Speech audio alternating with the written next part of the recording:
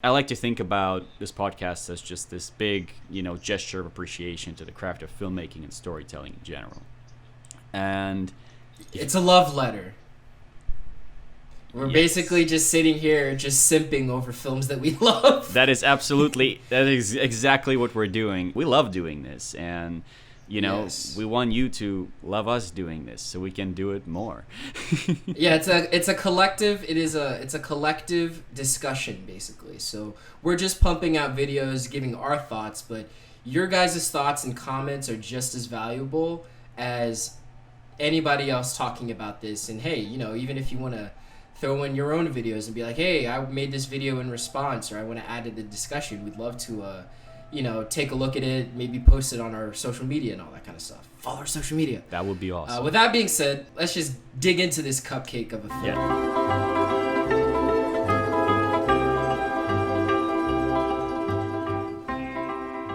Good evening, everybody. This is Last Minute Movies, and today is a very special episode. Today we are looking at a cupcake of a film, a pastry, as you call it, by no other than Wes Anderson. He is obviously one of the best directors in history of filmmaking. And he's just someone that Egor and I greatly admire as aspiring filmmakers ourselves, as someone who's very creative, tells original stories, and someone who's just unafraid of being himself and adding his own spin and style to the films that he makes. I think that's something that's so needed in Hollywood these days, in such a formulaic way that films are these days. I love superhero films. I love me some superhero films. I really do, and superheroes. But formula of action, adventure, superhero, sometimes I can get a little bit old.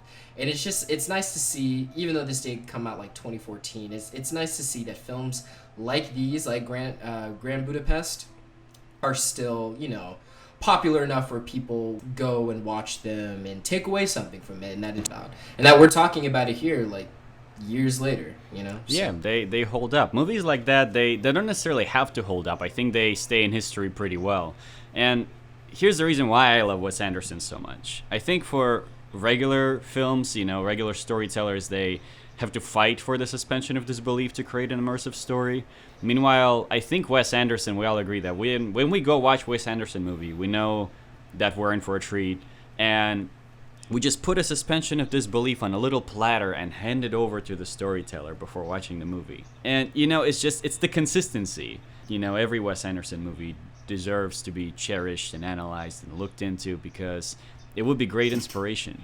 With that being said, let's just dig into this cupcake of a film. Yes. And talk about the story. So, Egor, you want to start us off with the story, since this is your baby right here. Yeah, I've been really looking forward to this. I think so far you and I have been just kind of digressing as we tried to recap the story over and over again. So I wrote down all the beats of this. So I'm going to try to kind of lay it all out properly this time without having to digress. This is going to be hard, you all. But so Hotel Grand Budapest, for those of you who have not seen it, you uncultured swines. It's a story within a story within a story, but that doesn't really matter. But we open up on this girl with a book approaching a tombstone, a gravestone, and she's hanging a key on the gravestone. It's a grave of a writer who is technically the main narrator of the story. Then we cut to the life of the writer, who is kind of leaving a message about the craftsmanship of storytelling and of the fact that a storyteller has to get their inspiration from the characters and events that life brings to them. It's not about constantly using our imagination. It's about just being able to look for things, observe them, and build from them.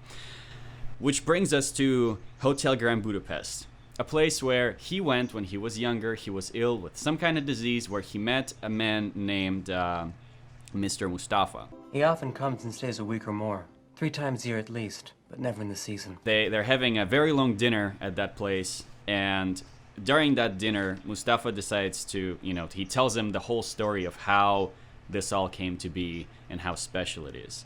Now, his whole story is not really about him as much as it is about the Great Gatsby of the story, also combined with the main protagonist of the story, which is Monsieur Gustave. Monsieur Gustave is, is this extremely aesthetically tuned man. He was, by the way, the most liberally perfumed man I had ever encountered. The scent announced his approach from a great distance and lingered for many minutes after he was gone. Now, this is where the story actually starts. The narration that Mustafa is telling to the writer is the actual movie, and this, just putting that matryoshka of the Russian doll of a story together is a beautiful decision, although super misleading and weird at the beginning. But we'll get to that in a second. Now, Zero arrives at the Grand Budapest Hotel as a lobby boy. There he meets Monsieur Gustave, and he also meets numerous lovers of his that are all old, rich, blonde ladies that come to the hotel, and Gustave is basically making him, arranging all the amenities for them, doing it extremely, gallantly and beautifully, and he's having sex with them. And they're just generally having a great time. That's just something Mr. Gustave is into. Why blonde? Because they all were. Now, one of those ladies, known as Madame D, ends up dying and writes an obituary, and nobody really knows what it is, what's going to be in it. So Zero and Monsieur Gustave, anticipating that she probably left something little for him, more as a gesture of appreciation and, the love that he had for her, they go to her place, and there's her whole family in there, including Dmitri, is the main villain. He's her son who just wants to inherit all of it. Basically, your typical evil rich guy trying to hold on to his wealth. Relevant. But, so as the story goes on, it turns out that, the most precious possession of Madame D is a painting called Boy with an Apple. You're not getting Boy with Apple, you goddamn little fruit. And upon reading, of the obituary, it says that it's not quite ready yet. There's, one tiny document that might just kind of question everything. Gustave assumes that it's kind of going to be his anyway. And him and Zero find that painting within that giant palace and steal it. Now, they steal it with the help of a butler of Madame D named Serge X, and he's just so important to the story, but not really mentioned too much. Serge X is a personal butler, kind of knows exactly what went down, and he puts some strange envelope into the back of the painting while speaking French constantly, so we don't really know what's going on there at that moment in time. Once... unless you speak French. Exactly. So, somehow Dmitri...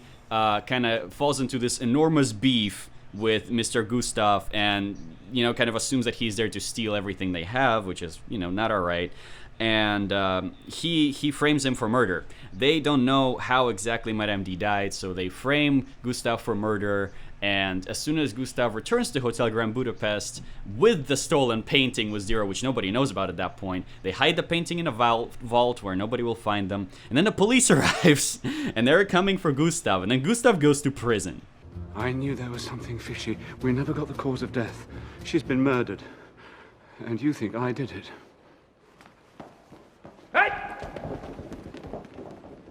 Yeah, the man named Kovacs, who is basically a lawyer, is being asked to sweep everything under the rug when it comes to the obituary, and he refuses to do so because he wants to, play by justice and do things right and respect the dead and things of that nature. Now, his cat gets thrown out the window, and a couple scenes later, he gets killed by Willem Dafoe because he refuses to cooperate.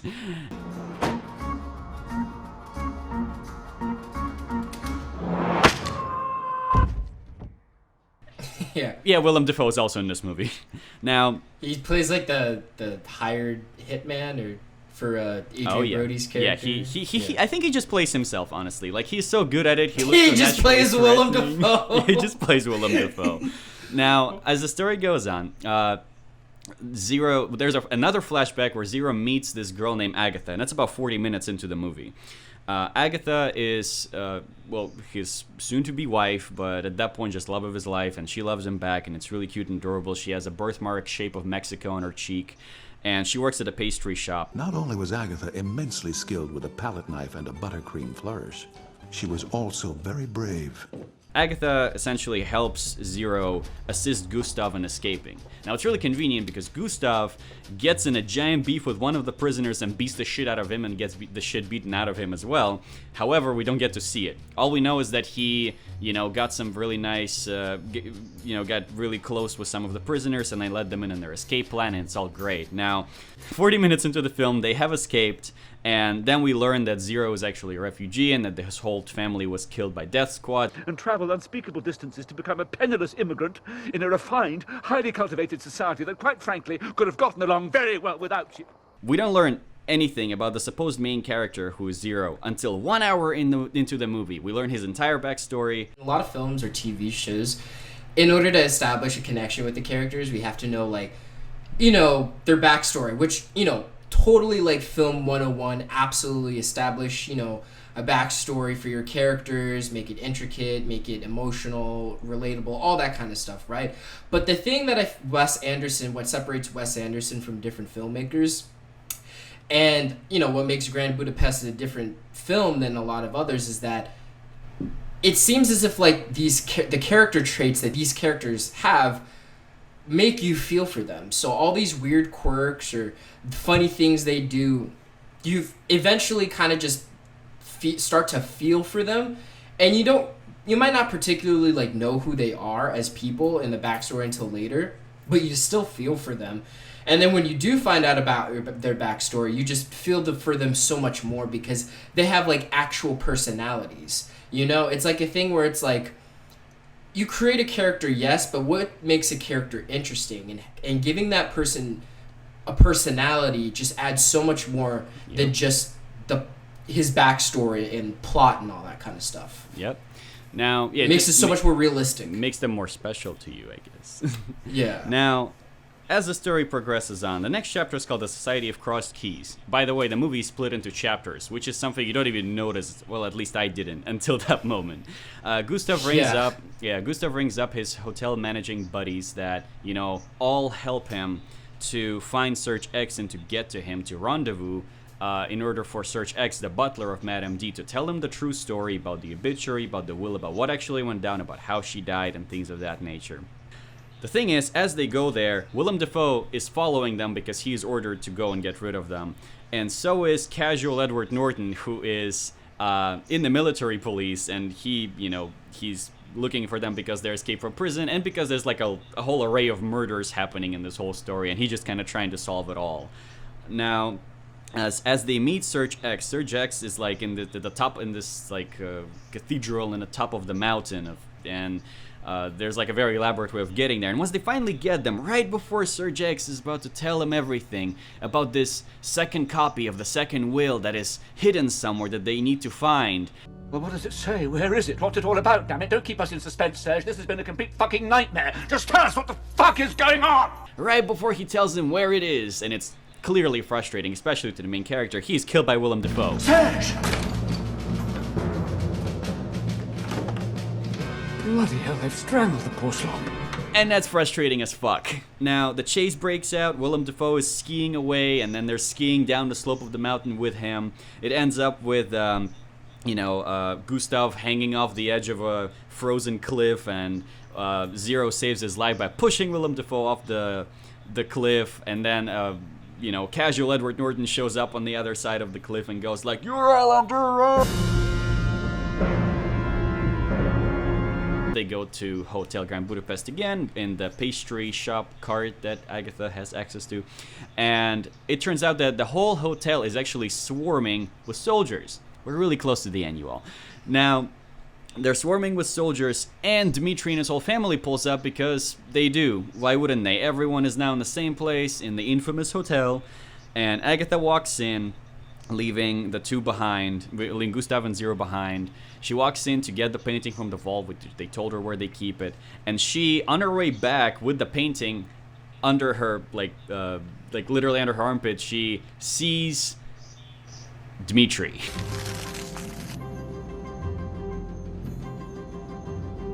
Pretty picture.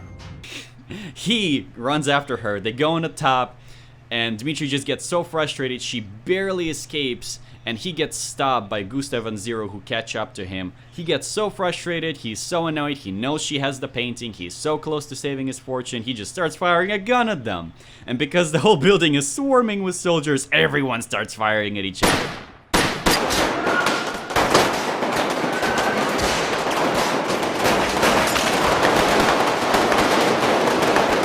A whole gunfight breaks out between like probably at least 100 people just shooting at each other all across this giant hotel, while Zero notices that Agatha attempted to jump out the window and she's just hanging out there. He goes to rescue her through that whole fight. They fall into the cart full of pastries and it's great. And on the way down, they notice that, right before falling, they notice that the envelope was stuffed into the painting and there's an obituary there. Edward Norton walks in, stops the gunfight instantaneously, being Edward Norton. Nobody move. Everybody's under arrest. And then the obituary is read. Justice, prevails. It's all happy. It's all exciting. Gustav ends up getting everything, all the inheritance, including the painting of Boy with an Apple. And it's all beautiful and glorious. And then you cry for the last 10 minutes of the movie. And that's Wes Anderson for you. Now, question is, why do we cry? Why do we cry for the last 10 minutes of the movie? Because of the story within a story within a story. All the stuff that happened in what I've just described to you all is shown in a form of intricate details of these characters that are in the present telling those stories. And that's exactly what you said, Ali. Giving information and a backstory of the characters makes you relate to them more. So the moment you see that old man's face and you realize that that is Zero from that story, and you realize all the stuff that he has gone through, and then you realize that his beloved Agatha, whom they just had such a bond with, and his wife, dies later in the story, along with her newborn child, and so does Gustav. You just feel... I don't... Yeah, Gustav gets shot. Yeah, by the he gets shot later by on. a killing squad. And Yeah. you do not expect that. And then you realize that the whole hotel is like a representation of, the time that is gone. And it's crazy. And then, it warps onto itself again, and you get to see the writer just kind of reminiscing on the story that he just heard that was extracted from this fabric of reality that, otherwise wouldn't have been known at all. It would have just vanished just like everything else, just like the hotel. And hotel was demolished too, I think the story kind of alludes to the fact that the hotel was demolished at some point. So the whole story is kind of like acknowledges the fact that this craft of storytelling allows you to preserve these things and allows them to live into the minds of other people in the form of stories. No, so moving on to and all of this, and I do want to put a preference on this. Like, obviously, Wes Anderson is an amazing talent. As in a few minutes, I'm going to be sucking him off on his his shots and his cinematography. But I feel like something that really adds this film is the array of actors that he had at his disposal. I mean, you have Ralph Fiennes, Tilda Swinton, Bill Murray, Adrian Brody, Willem Dafoe, Edward Norton, Jeff Goldblum, Jude Law, Jason Schwartzman, Harvey Keitel, F. Murray Abraham. Like, this shit is ridiculous. And then on top of that, you have like newer actors like God, I'm gonna butcher this name, Saoirse Ronan, who plays Agatha. I'm so sorry, I destroyed her name. Dude, she was in Little Women. She is so good. And then as the younger Zero, you have Tony Revolori, and if that name is familiar, you might recognize him. He plays Flash Thompson in the MCU Spider-Man films. Yep. So you just have an array of actors at your disposal, just giving into this real just like artistic piece, and they add their a little bit of their own personality and fun things to it. And I mean, it was just a joy watching all of them. Like Ralph Fiennes, like I didn't know he was so. I mean, I've watched this movie before, like when it first came out, but Ralph Fiennes he's so good at comedy. It's funny. Like you think like Voldemort is like good at comedy, but he's just amazing. And Willem Dafoe, obviously being Willem Dafoe, it's always wonderful to see him there. Seeing Adrian Brody as an unlikable guy, I actually really liked, because usually in films he always is kind of like the likable person and you feel bad for him about everything, but in this one he really played kind of an asshole, and that was something interesting. And then Jeff Goldblum, sending him get brutally murdered with his fingers chopped off. I was like, damn. Like it's That was just a beautiful just murder. Yeah. So it was just all really intricate and just amazing, and the performances are outstanding. And, you know, and here we're going to go on now onto what I really want to talk about here. I really want to talk about the fucking cinematography. 'Cause, like, oh my lord, dude. This cinematography is so fucking... I mean, okay, I don't even know where to start, right?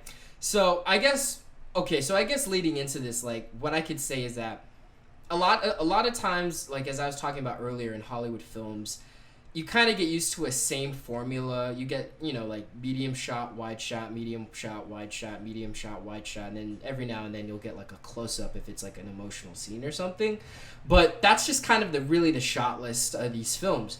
And then you watch fucking Wes Anderson and you have like one shot, and instead of zooming in on Ralph Fiennes and Tony Revolori coming down the stairs, they come into it. It takes a long shot, and then by moving the actors, it becomes like a medium shot and shit like that. Like, Yep. This is amazing work right here. Like, what a creative way, instead of just making it an editing fuckfest, just by having supreme control of your actors and, you know, saying, you know, come down here and all of that, it just feels so much different.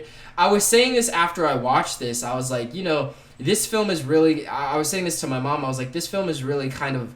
I feel like this could be really this could be adapted really well to, like, the stage or something like that. Yeah, absolutely. And it almost feels like you're watching a stage play that's been filmed, because just the way that the actors move around and the way the shots are, it doesn't seem like a fuck fest of editing or anything like that. It seems like each shot was specifically planned for a specific moment to add either drama, comedy, action, you know, just a very specific moment. It didn't seem like it was just like, all right, add a cut here, then cut to this, to cut to that, to cut to that. Nothing was wasted either. All the shots are relevant. Nothing wasted. I know sometimes you see that in films, you're like, well, was that shot really necessary? Yeah, that's a throwaway shot. Or the movie something, can live without it. Or yeah, exactly. Or nothing without it. But every shot seems like it was specifically planned. And then another thing too is that the sets add to the shots as well. You're watching such a colorful movie that has such an extensive history. Like when you're looking in the hotel, the Grand Budapest, and you're looking at all the people that are walking through it, all the books, the shelving, the elevators, the cooks, it feels like there's such a rich history in this hotel. And it just feels like you could have so many different stories in this one setting, not just this story. It feels so aged and just well lived in and all that kind of stuff. And that's just is really giving props, you know, obviously to the set team, but also the cinematography and capturing the Grand Budapest Hotel. It almost feels like it's its own character in this film. And, you know, obviously the color adds to that as well. And I was talking to Egor about this earlier before we started recording, but I was talking about how, you know, kind of, you know, shitting on Hollywood films these days, that, you know, we have superhero films and all that kind of stuff coming out, action films on a daily, and a lot of the times these films look so dull. Like, I love Civil War, but that one scene where all the superheroes are together and they're all fighting each other, you have Spider-Man, you have Black Panther, Captain America, Iron Man, you know, Scarlet Witch, Vision, you have all these colorful comic book characters, and then, like, they're in the dullest, not like the setting is bad, but it's shot so dull, and it's just all added in post, and it just looks so grayish and ugly, and you're like, well, what's going on here? And it's funny because, like, these studios don't get it, but then you have YouTubers that are like, I'm gonna color this entire scene, Yep. and they just do it for free on their YouTube videos that they hope make a bunch of views, and it looks so much better.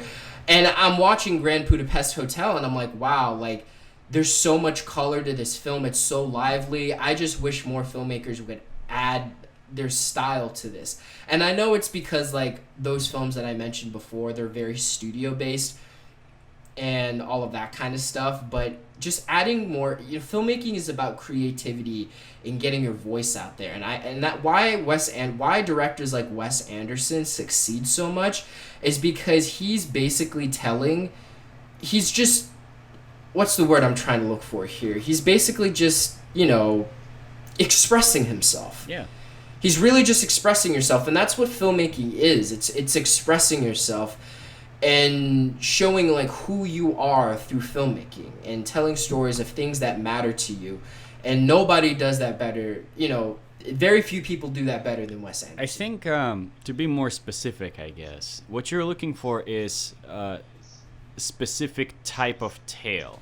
The reason why Hotel Grand Budapest is an example of, just kind of filmmaking turned into art. It's used to its full capacity because it is not trying to tell you a story that happened in the world you live in. It's not trying to tell you a story in a fabricated world either. It's something in between.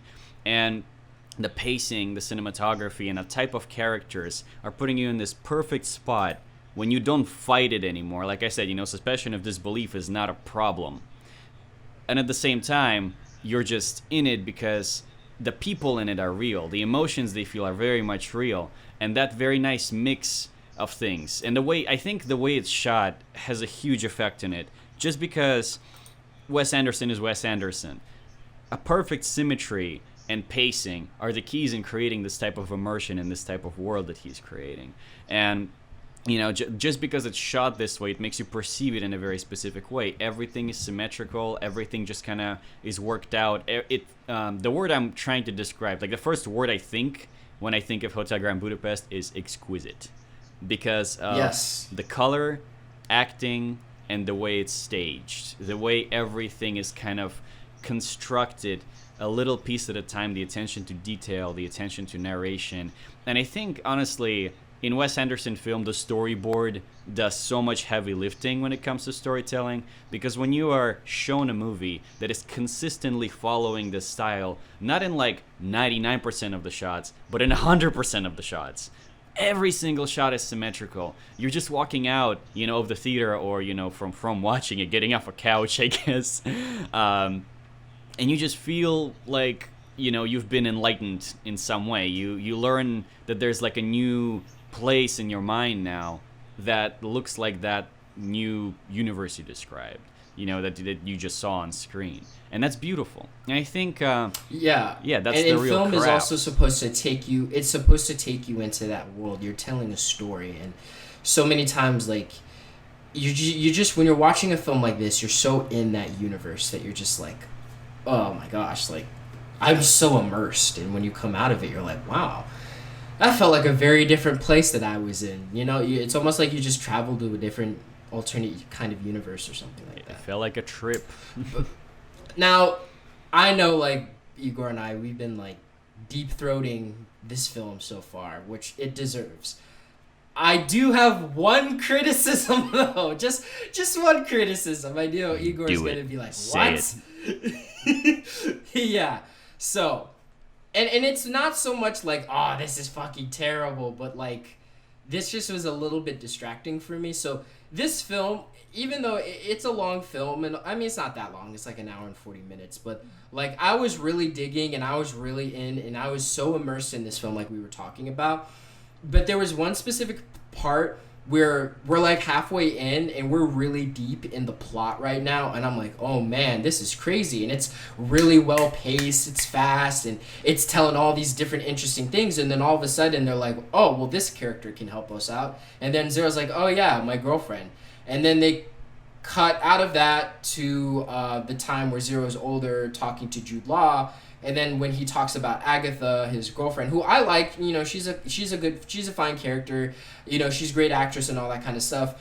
But it just kind of took me out of the world. It just kind of took me out of the story a little bit, and it kind of slowed down the pace of the film. Because I just felt like, oh man, like we were at such an interesting part. And then it's almost like the film kind of forgot, oh yeah, there's this character.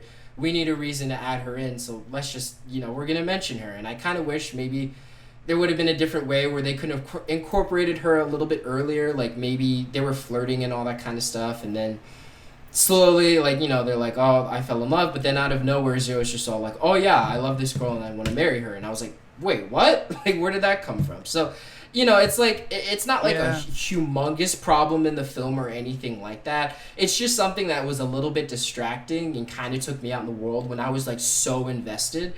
And it was slightly distracting, and I was like, what? And then I was like, okay, well, fine. And then it went on, and obviously, it was great. It was just slightly distracting. Yeah. I agree with that, honestly. Like, I'm not gonna lie. For me, the beats where he's just like, they're in a movie theater, he goes, I love you, and they start making out, just like, it all is happening so fast. It definitely follows the pacing of the film.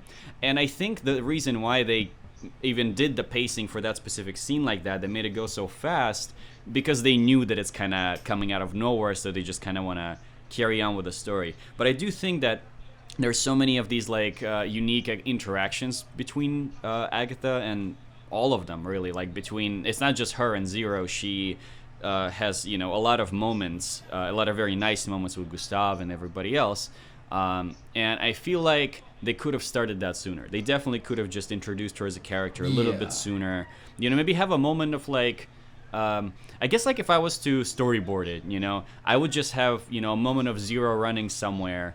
Maybe like at the moment where he's getting the newspapers and he learns about the death of Madame D, maybe like Agatha is gonna pass by him, or just like something tiny, something like that. Yeah, that she existed. Just like, and the fact that there's affection between the two, so that and it can still have it like you can still have that moment where I love you, they start making out, and then the gift and everything, like, it's all beautiful, truly. It just should have come a little bit sooner, because it just should have come in a little bit sooner. Yeah. That's all I'm saying. But honestly, that's kind of like, just because the storytelling structure that the movie follows is so daring and strange, like, I know for sure if I saw the script for that and I was like, this flashback into this flashback, it's a story within a story within a story within a story, and then there's flashbacks in that story, I would think, you want to like tell the stories when they happen? But then realize that the major statement behind it is not about that. The story within a story within a story is a statement in its own. And yeah, because the thing is that, like, I mean, I guess you can justify and you can talk about it like, okay, well, the story technically isn't, the relationship isn't really about like Zero and Agatha. It's about Zero and Gustav. Because it is. The film is really about their relationship, but there is a part, but they do put a lot of emotional weight into like, she was my wife, I loved her, it's hard to talk about her, and she died along with my kid. And, it's really sad, but just, a little bit earlier on, I feel like it could have been a lot more, like, emotionally devastating if we would have had something before. But enough about that, because we've been mentioning that. So, enough about that, but, like, yeah. Absolutely. So, I gotta mention that a lot of the film was shot on location, which is something wonderful, because, people would like to build sets these days. For Hotel Grand Budapest, they just looked at different hotels, they looked at different locations, and they were just like, this is perfect, let's do it. They traveled all over Europe, and they just found these perfect places. So instead of building sets, they would just move the team from one place to the other and shoot there. And I think that's actually what in many ways has contributed to the intricate detail in the film, because the location scouts knew exactly what they were doing. I bet all of that was written down in a script and then a bullet pointed for them, so that they know, to look at the scratched up wall at a certain place, or like, a dome that could be symmetrical and things of that nature. And that definitely contributed, because the budget of this film was just $25 million. And it might sound like a lot, but in the film world, it really isn't. It's jack shit. Yeah. Okay, if like maybe like during like, I don't know, maybe during like Great Depression. Not Great Depression, but like maybe in the 40s, 25 million, like, yeah, that's a lot. But these days it's like, these days we have like $300 million fucking film budgets and shit. Yeah, like that, so. and the new Avatar movies took $1 billion, and I'm just thinking like a movie with a cast like this, with a director like this, is bound to have a bigger budget. But I feel like it's one of those instances where they just don't ask for more than they need, because they don't care about the money. They care about making good product. And honestly, and yeah. Yeah, I think that's the key right there, is that it's product, it's style over substance. So like so many films, it's like we need these crazy ass budgets because we need this CG thing and that CG thing and all this different, not bullshit just to make it look flashy. But Wes Anderson is just all like, I take what I need, and as long as it services the story, then I don't need anything else. And I think that's the key right there, is that you need to write things that service the story, and then you can add all the flash to it. Because if you're just making a film and you're only focused on the flash, like Michael Bay, then it's just kind of like, we don't really care at the end of the day, because the story it's not solid, it's just a substance film. Like if I wanted to watch effects shit, I would just go on Adobe After Effects and fuck around with movies and shit like that and add a bunch of shit.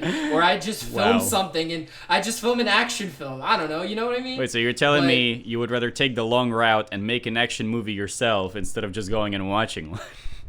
Yeah, exactly, because I'm not petty. But seriously, like, I'd rather watch another film like Terminator, where the action is service to the story or something like that, Yeah, things of that nature. And I mean, using action properly is its own dilemma. But honestly, I have to say, this film, like, violence in this film is displayed in so many different ways.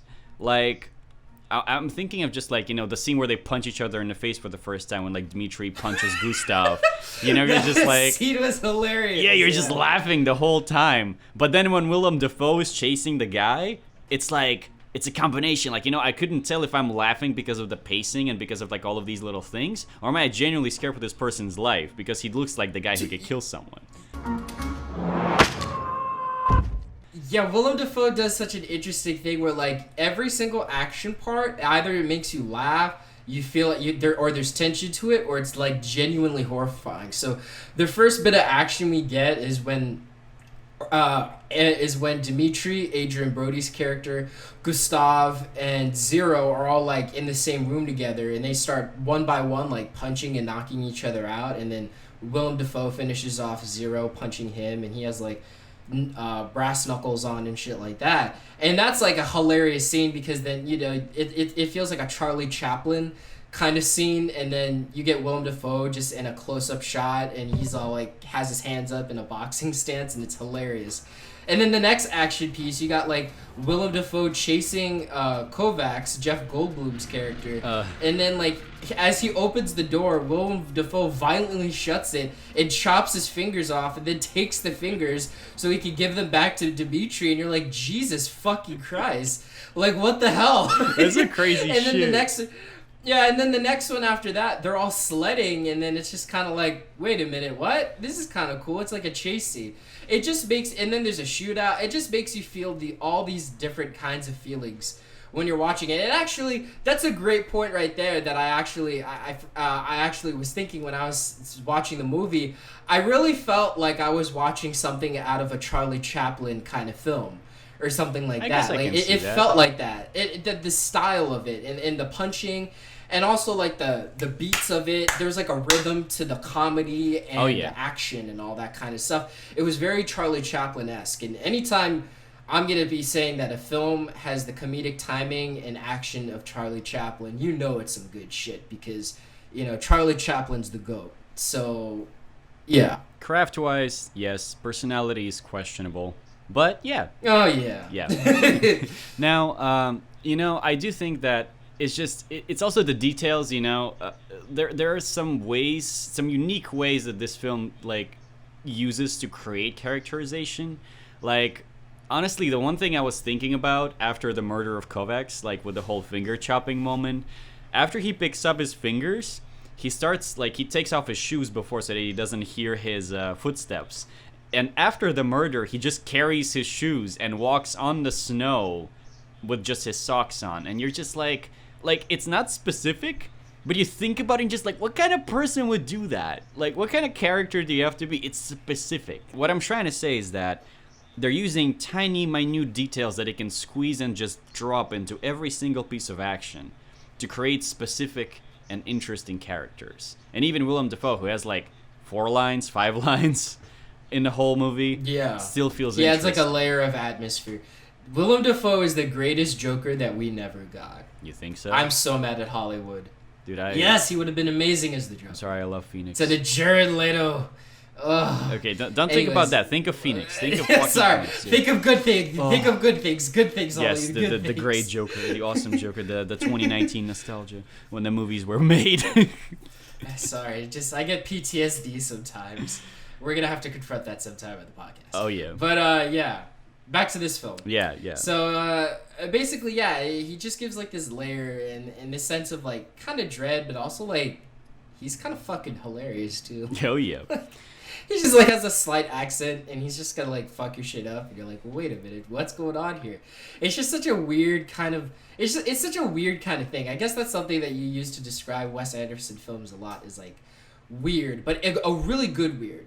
Yeah. You know, it just works so well. Like, it's funny because Wes Anderson also likes to use, like, you know, similar kind of actors. So I remember I was like, wait a minute, you know, like, I remember watching Life Aquatic and Willem Dafoe was in that as well. Like, you know, it's just funny. Like, he uses the same kind of people like Tarantino does. Yeah, So. yeah. And, you know, I'm thinking about it now. Like, let's talk about the main thing of this movie. Like, you know, you're gonna walk out thinking of cinematography, music, style, soundtrack. All the soundtrack is gorgeous, by the way. Like, I can't admire this enough. Like, when I got my drum set for the first time in like 10th grade, one of the first things I learned is just like I just really want to take the brushes and do like a just like the way this whole film just keeps this pacing with the music is incredible, and the cuts work with it too. Now, but what I do want to talk about is the most important thing, kind of like the biggest thing you take away, is the character of Gustav. I find these black uniforms very drab. I think he's kind of like, because, you know, you would think about who is the protagonist of the story. Is it the writer who is talking about, you know, the importance of this? Is it Zero who kind of lives to tell the tale? Or is it Gustav? And honestly, like, people keep talking about Great Gatsby, where the main character is technically the narrator and kind of the witness of the story. But without Gatsby, it's not a story. And I feel like Gustav is the same to Hotel Grand Budapest. I would dare to say that he's definitely the main character. And I don't know, like, Zero could technically be the main character, but it's just Gustav has so much weight on him as far as narrative goes, and so much of this charisma. I want to say it was definitely planned this way. So I would say that Gustav is the main character. And I don't know, Ali, what do you have to say about him? Like, Honestly, I would probably say that the main character is Zero. really? Yeah, and it's because when I look at this film and you look at it really closely, the film, to me, and what it means to me is really about rising up and creating something good for yourself in your life. And I think Zero embodies that perfectly within the film, and the way he is talking about what happened to him in the past and what's going on with him in the present, because he's, you know, he comes from like his parents were murdered, all his family was murdered in the war, and then he comes and he immigrates over as a refugee, and, you know, he starts off as a what is it called? Not a busboy, but like a bellhop, right? Yeah. And he's like living in like this little like box basically, and he's getting up early in the morning and he's taking care of the hotel, and then he owns the hotel, but he still sleeps in the same place as he used to. He takes only a single bed sleeping room without a bath in the rear corner of the top floor, and it's smaller than the service elevator. And all of that emotional weight, I just feel like, I personally think Zero's the character. Now, Gustav is, I mean, honestly, actually, who's to say that there's only one main character? You could say that there's two main characters. That's my point. You know? But Gustav, yeah, but Gustav, I definitely, like, he definitely brings that over, because later on you figure out, like, yeah, I used to be a bellhop just like you, and now I'm, you know, I created something better for myself as well, and all of that, and I would say that you surpassed me. That is the one ticket that, why I say that Zero is the main centric character, is because Gustav says, you did surpass me, And he did surpass him, basically. Like, we've never seen a bellhop like this. I mean, later on when he owns the hotel, yeah, it's not doing so good because of the time and all that, but I also think that's the point. As Gustav died, I feel like Zero never really got over that death and Agatha's death, and he's kind of been stuck in the past, hence why he sleeps in the same room and all that kind of stuff, because his emotional pain is still there. And that's why things kind of are maybe not going so well for the Grand Budapest Hotel, is because he's kind of stuck in the past. And I know this is kind of a dark note to leave it on, but like I feel like that's why I say Zero is the main character. You think so? I mean, I get it. Yeah. After all, you know, in the terms of just basic kind of core rules of storytelling, is that the main character is the one that's going through change. And if you think about it, Gustav, all that kind of like happened to him, comparing Gustav at the beginning versus him in the end of the story, is it was more of a natural progression. Yeah, it's kind of like he got rich, cool. but he he's like super cool. Yeah. Now he gets super rich, and he's still super cool. You know, while Zero kind of learned a bunch of stuff, and he came in being like a refugee and left being, you know, this different person. In the Grand Budapest story, he is more or less like, you know, he learned a ton from Gustav because he surpasses his mentor in this sense. But then, you know, later on in the story, he ends up owning the hotel. Well, you could absolutely say that Gustav, like, and this is why I say that there's two main characters. I would say overall Zero is the main character, but Gustav definitely is a main character as well.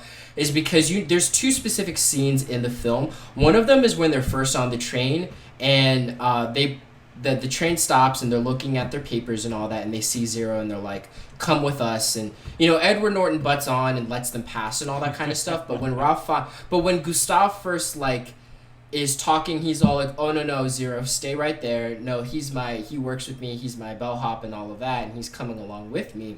Yep. It's more so of like an ownership kind of thing, like, "Oh yeah, he works for me, he's with me, it's okay, leave him alone." Right? But later on in the film, when Agatha and Zero and Gustav are in the train and the exact same thing happens, Gustav basically threatens the guy who stops them this time. He basically threatens to say, "I'll get you dishonorably discharged and I'll get you murdered." And it's like, whoa, like shit got... Because you've never seen that from Gustav throughout the entire film, because he's just kind of cheeky and funny. And he does have a lot of emotional weight, and he does explode in the film and get angry and all that kind of stuff. But you never see him like ultra serious like that. And I feel like that just goes to show that he's warm. He's a person where maybe before he was kind of caught up in, you know, just fucking around with old women and, you know, doing what he could for the hotel and all of that, but he really has found a deep connection with Zero and Agatha and really cares for them.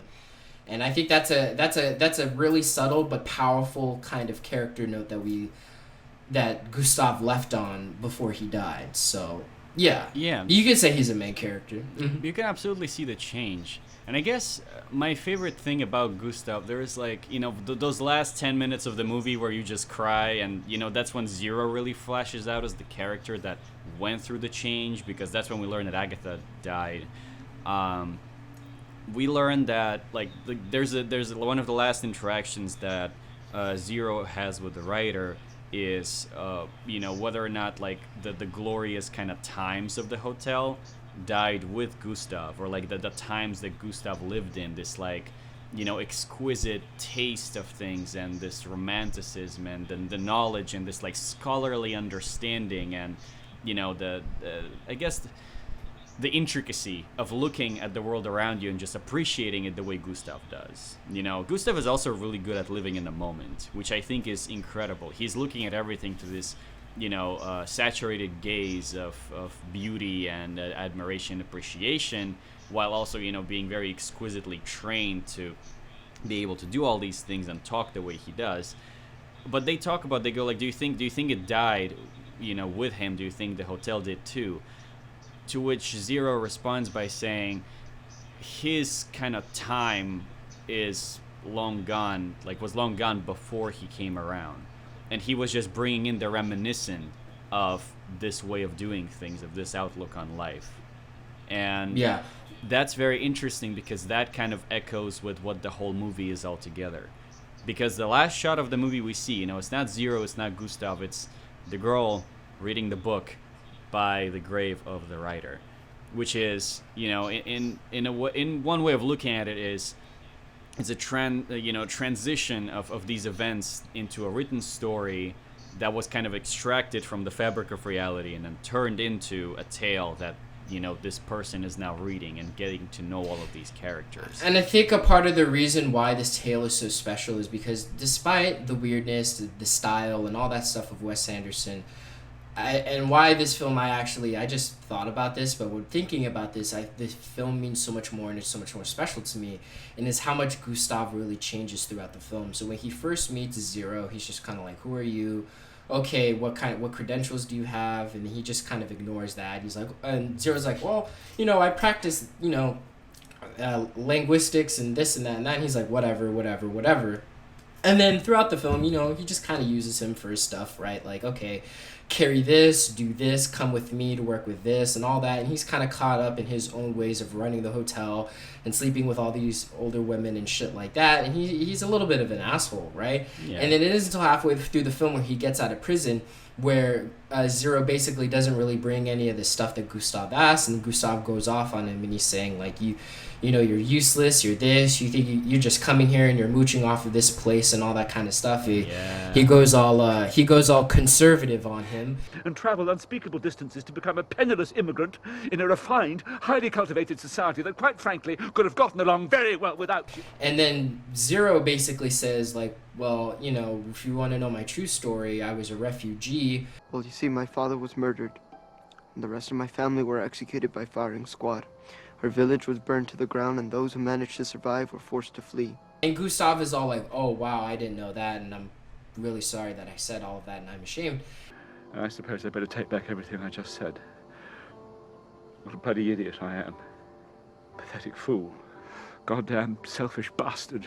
This is disgraceful, and it's beneath the standards of the Grand Budapest. And, you know, when he's like, I'm so sorry, it's kind of passed off for like a little bit of a comedic beat. I apologize on behalf of the hotel. It's not your fault, Mr. Gustav. You were just upset I forgot the perfume. Don't make excuses for me. But you see him really mean that sorry throughout the rest of the film, where he starts treating Zero so much more like a human being until finally he threatens the guy's life when he could potentially be killed himself for Zero. Yep. And all of that. And I think that's a really powerful character from. And you know, you're watching that and you're like, I wonder why all these famous actors chose to be in this kind of film. I mean, I would totally love to be in a Wes Anderson film, so I get it. But yeah. You know, you think as an actor, like, what is the emotional, raw human story that's being told here? And when you hear it like that, it's so fucking beautiful. Yeah. You know, of course you would want to be in something like that. That's a beautiful fucking story, you know? Yeah. And if you think like about empathy for another person, it just, you strip it down and you just, you know, you feel it.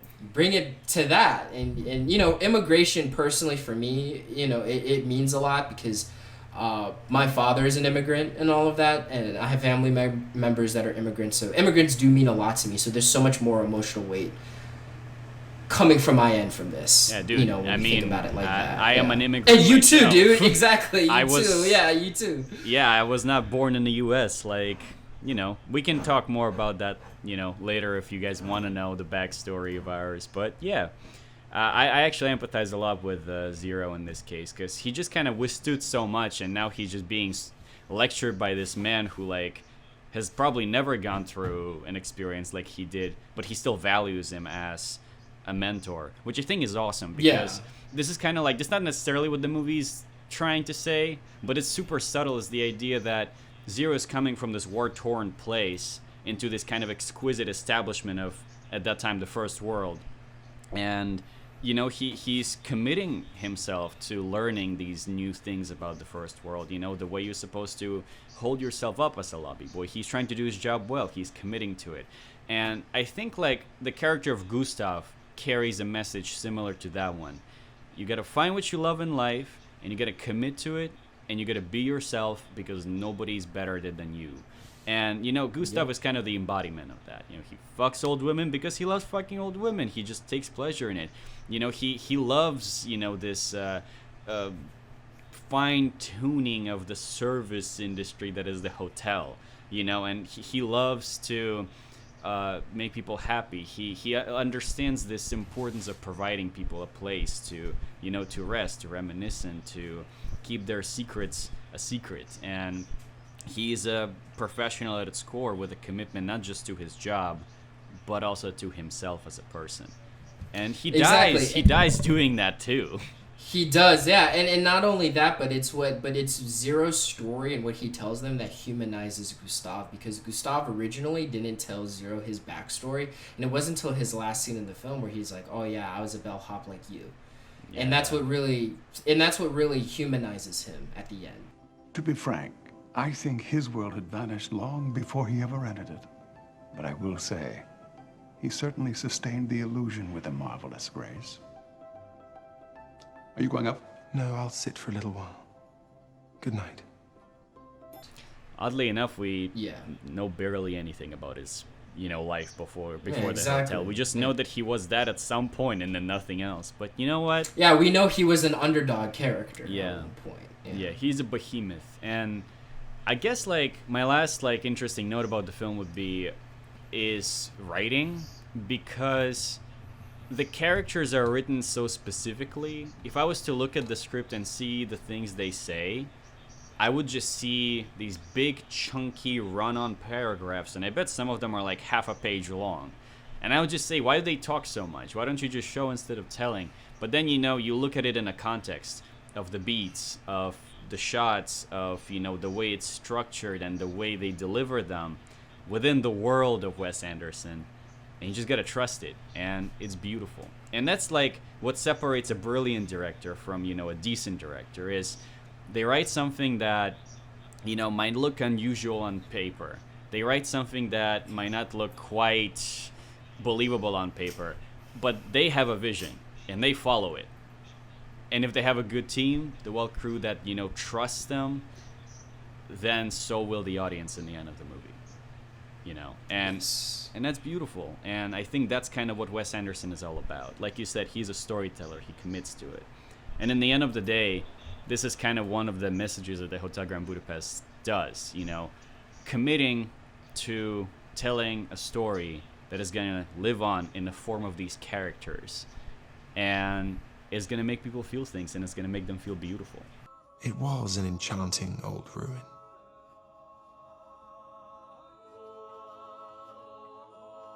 But I never managed to see it again.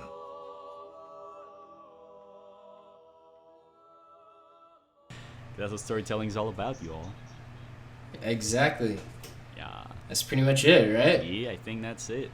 So Good we're gonna Alex, end this. We're gonna end things now, folks. Thank you all so much for listening. If you like the video, like, subscribe, share. You know, comment what you thought of the film. Make a video about it yourself, responding what you think and all that kind of stuff. There's so many things to talk about in this movie, and it's just Wes Anderson movies in general. So please write that in the comments, and, you know, maybe we'll make a second Grand Budapest podcast. And until then, see you all later. Peace! Peace!